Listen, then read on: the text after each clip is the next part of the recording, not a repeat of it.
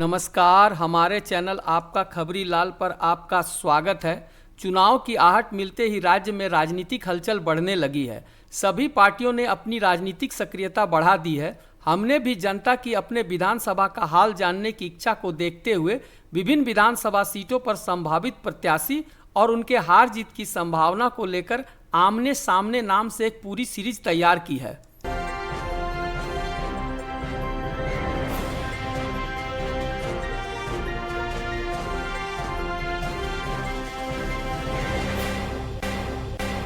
इसी क्रम में आज विश्लेषण करेंगे झारखंड की एक ऐसी सीट की जिसने झारखंड को मुख्यमंत्री तो दिया मगर मुख्यमंत्री ने इस सीट को छोड़ दिया। जी हां, दुमका विधानसभा सीट, जहां से झारखंड निर्माण के बाद से ही बीजेपी और झारखंड मुक्ति मोर्चा में कांटे का मुकाबला होता आया है। अनुसूचित जनजाति के लिए आरक्षित दुमका विधानसभा सीट दुमका जिले में स्थित है तथा दुमका लोकसभा क्षेत्र के अंतर्गत आने वाले 6 विधानसभा सीटों में से एक है। वर्तमान मुख्यमंत्री हेमंत सोरेन ने झारखंड विधानसभा चुनाव 2019 में बरहेट और दुमका दोनों विधानसभा क्षेत्रों से जीत हासिल की थी। उन्हें एक सीट छोड़ना था, ऐसे में उन्होंने दुमका से त्यागपत्र दिया। इसकी वजह से दुमका सीट खाली हो गई और वहां उपचुनाव हुआ।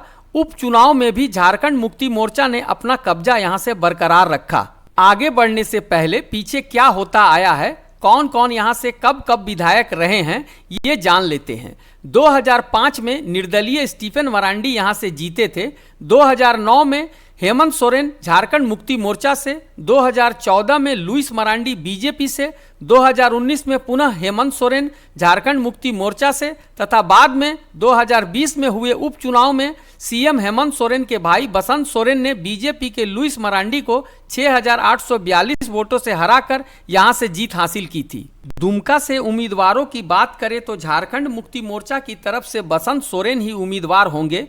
2020 में चुनाव जीतने के बाद से बसंत ने दोबारा ये सीट जीतने के लिए काफ़ी मेहनत से अपने लिए यहाँ जमीन तैयार की है, ये जानते हुए कि यहाँ का मुकाबला काफ़ी कठिन होता है। थोड़ी भी चूक से जीत हार में बदल सकती है, इसलिए बसंत कमर कसकर तैयार हैं और दुमका से जेएमएम की तरफ से उनकी उम्मीदवारी लगभग पक्की है। झारखंड मुक्ति मोर्चा के बसंत सोरेन एक मजबूत उम्मीदवार हैं। सोरेन परिवार का नाम साथ होने का फायदा उन्हें मिलना तय है। अनुसूचित जनजाति झारखंड मुक्ति मोर्चा के कोर वोटर हैं। मुस्लिम मतदाताओं का रुझान भी जेएमएम की तरफ होता है। कुछ अन्य जातियां भी जेएमएम को वोट करती है, जिसमें मंडल, महतो, पाल जैसी जातियों का समर्थन जेएमएम को यहां से मिलता रहा है। जेएमएम उम्मीदवार का पक्ष तो मजबूत नजर आता है, मगर कोल्हान क्षेत्र में बांग्लादेशी मुसलमानों की बढ़ती संख्या, इन घुसपैठियों द्वारा भोली भाली आदिवासी लड़कियों को अपने जाल में फंसाकर उनके साथ विवाह कर आदिवासियों की जमीन पर कब्जा करना जैसे कारक पर अंकुश न लगाना, साथ ही चंपाई सोरेन को सीएम पद से जबरन हटाना जेएमएम की जीत की राह में रोड़ा बन सकते हैं। ऐसे में साफ है कि इस चुनाव में झारखंड मुक्ति मोर्चा की प्रतिष्ठा दांव पर है। मुकाबला काफी कड़ा होने वाला है।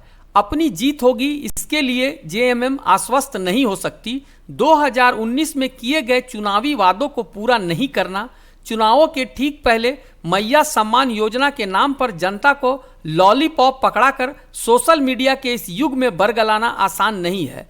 इन सब बातों को मद्देनजर रखते हुए जेएमएम का पक्ष कुछ कमजोर नजर आता है। दुमका विधानसभा सीट पर झारखंड मुक्ति मोर्चा के घटते जनाधार का नमूना तो लोकसभा चुनाव में देखा जा चुका है। 2024 के ही लोकसभा चुनाव में भले ही दुमका संसदीय सीट से सीता सोरेन हार गई, मगर दुमका विधानसभा क्षेत्र में बीजेपी की सीता सोरेन ने अच्छी बढ़त हासिल की। यहां से झारखंड मुक्ति मोर्चा के प्रत्याशी नलिन सोरेन को 78,778 जबकि सीता सोरेन को 89,211 वोट मिले थे। बीजेपी की तरफ से उम्मीदवार की बात करें तो फिलहाल किसी नाम की कोई खास चर्चा नहीं है, मगर बसंत सोरेन से टकराने के लिए बीजेपी की ओर से दमदार उम्मीदवार मैदान में उतारे जाने की संभावना है। एक नाम जो फिलहाल सामने आ रहा है वो है शिबू सोरेन की बगावती बहू सीता सोरेन की, जो जामा से 3 बार विधायक रह चुकी हैं। फिलहाल सूत्रों से मिली जानकारी के अनुसार जामा या फिर दुमका सीट से प्रत्याशी बनाने की बात चल रही है, मगर यह अभी पक्का नहीं है। चूंकि बीजेपी की तरफ से उम्मीदवार की कोई पक्की घोषणा न होने से हार जीत की संभावनाओं पर विचार करने में उम्मीदवारों की तुलना करने के बजाय पार्टी की तुलना करना ज्यादा बेहतर होगा। अगर आप भी अपने विधानसभा का हाल जानना चाहते हैं तो लिंक डिस्क्रिप्शन बॉक्स में दिया हुआ है। अगर आप चाहें तो डिस्क्रिप्शन बॉक्स में जाकर अपने विधानसभा का हाल जान सकते हैं। साथ ही आप किसी विधानसभा की जानकारी चाहते हैं तो कमेंट में हमें जरूर बताएं। चूंकि मुख्य मुकाबला इन्हीं दोनों पार्टियों के बीच होगा, मुकाबला कांटे का होगा। इसे अच्छी तरह से समझने के लिए यहाँ के मतदाताओं का अंक गणित भी समझ लेना जरूरी है। मतदाताओं की संख्या की बात की जाए तो यहाँ मतदाताओं की कुल संख्या 2,65,778 है, जिसमें सबसे ज्यादा अनुसूचित जनजाति के 1,16,942 मतदाता, मुस्लिम समाज के 31,893 मतदाता तथा अनुसूचित जाति के 18,604 मतदाता हैं। अन्य जातियों के मतदाताओं की संख्या बहुत ही कम है। बात बीजेपी की करें तो बीजेपी ने कई बड़े आदिवासी नेताओं बाबूलाल मरांडी, सीता सोरेन, चंपाई सोरेन को अपने पक्ष में लाकर तगड़ा दांव खेल दिया है। बीजेपी जानती है कि आदिवासी बहुल इस क्षेत्र में झारखंड मुक्ति मोर्चा से पार पाना इतना आसान नहीं है। कोल्हान क्षेत्र की सभी सीटों पर भले ही बीजेपी कड़ी टक्कर देने में कामयाब रही है, मगर जीत हासिल करना बीजेपी के लिए मुश्किल रहा है। कोल्हान क्षेत्र में 14 सीटें हैं। पिछले विधानसभा चुनाव में बीजेपी का यहां खाता भी नहीं खुल पाया था।